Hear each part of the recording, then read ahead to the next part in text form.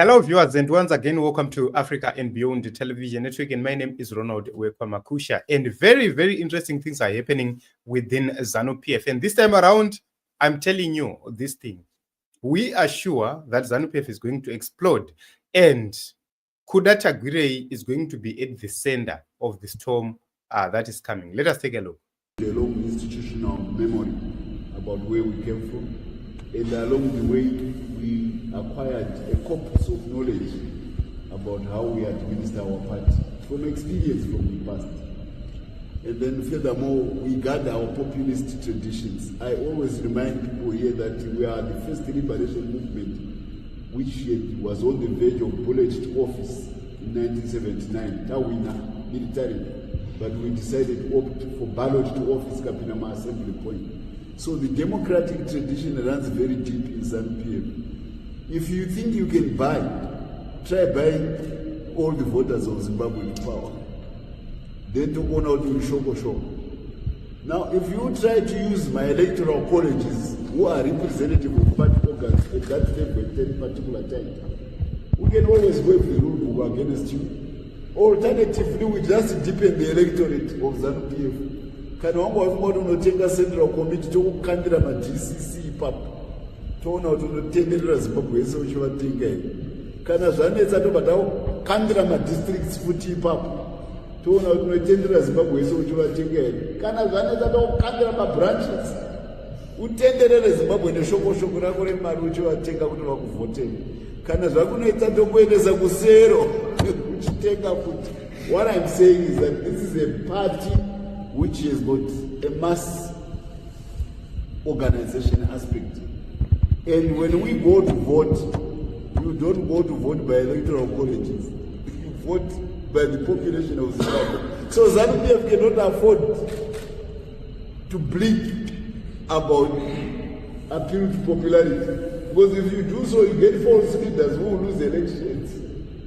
2028, because the elections are done by mass universal suffrage.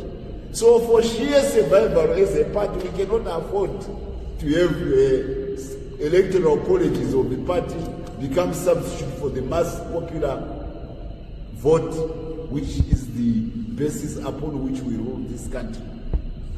What am I saying? Is don't attempt to use money or cars or what. Saka ukatenga vemuHarare province, woenda kuti unotenga vekubulawayo, woenda kuti unotenga vekuamutare, vese uchivapa motikari, uchienda uchinotenga vekumaCentral, uchienda uchinotenga veku.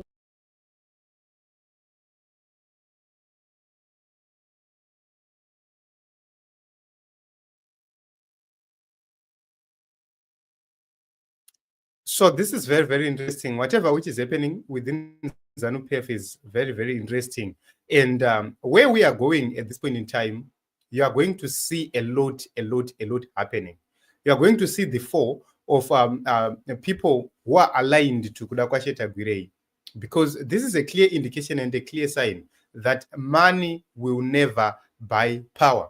So whatever which this faction think is the basis of their power, they will fail. And this is the beginning of the fall of Zanu PF, because whoever is going to entertain this, you see them suffer. We always said, they are abusing power, and they think that they have the capacity and the capability of making Zanu PF retain power forever and ever. Personally, I feel that they are wrong, because one way or the other, they are going to explode. The party is going to explode. They are going to walk in different directions. They've overrated themselves. And definitely, we are seeing Chiwenga, we are seeing Mutsvangwa, we are seeing them joining hands, working together against this faction, Yana Kudakwashe Tagwirei. So, in the end, what we are going to see is we are going to see these people who say Takanda Kuondo, we are going to see them mobilizing against Vanakuda. In Vanakuda, we are going to see them putting more money because they have it. So they're going to put more money to try and destabilize the party, or to try and destabilize the other factions, or to check out the other factions. Money is going to exchange hands a lot, even more than what is happening now. But at the end of the day, there are interests which are more important than money, which these people will say, let us preserve these interests more than money. They know if they put people like Kudakwashe Tagwirei at the helm, there is a likelihood that Zimbabwe will then have a civil war. I'm telling you, because the way Gananda are taking over Zimbabwe and the way they are treating Zimbabwe, they are going around the whole nation, taking over land from rural people, leaving them with nothing, and they can't sustain themselves. So Zvigananda, they've gone to giving slave wages to the civil servants. Everybody must suffer while they continue to make money and to be on top of everybody. So Zvigananda will cause Zimbabwe to spill into an unending conflict. And I know that there are certain elements which are going to say enough is enough, and they will put the interest of peace ahead of everything else. So I'm going to leave you listening to this video up to the end from Christopher. A long institutional memory about where we came from, and along the way we acquired a corpus of knowledge about how we administer our party from experience from the past. And then furthermore, we gather our populist traditions. I always remind people here that we are the first liberation movement which was on the verge of bullet to office in 1979, Tawina, military, but we decided to opt for ballot to office, Kapinama Assembly Point. So the democratic tradition runs very deep in Zanu PF. If you think you can try buying all the voters of Zimbabwe to power. Then to go now to Shoko. Now, if you try to use my electoral colleges, who are representative of party organs at that level at that particular time, we can always wave the rule book against you. Alternatively, we just deepen the electorate of Zanu PF. Kana wangu wafumoto unotenga Central Committee to kukandira ma DCC ipapo. Toona kuti unotenderera Zimbabwe yese uchivatenga here. Kana zvanetsa tobva kandira ma districts futi ipapo. Toona kuti unotendera Zimbabwe yese uchivatenga here. Kana zvanetsa tokandira ma branches. Utenderere Zimbabwe neshoko rako remari uchivatenga kuti vakuvhotera. Kana zvakunoita tokuendesa kusero uchitenga kuti. What I'm saying is that this is a party which has got a mass organization aspect.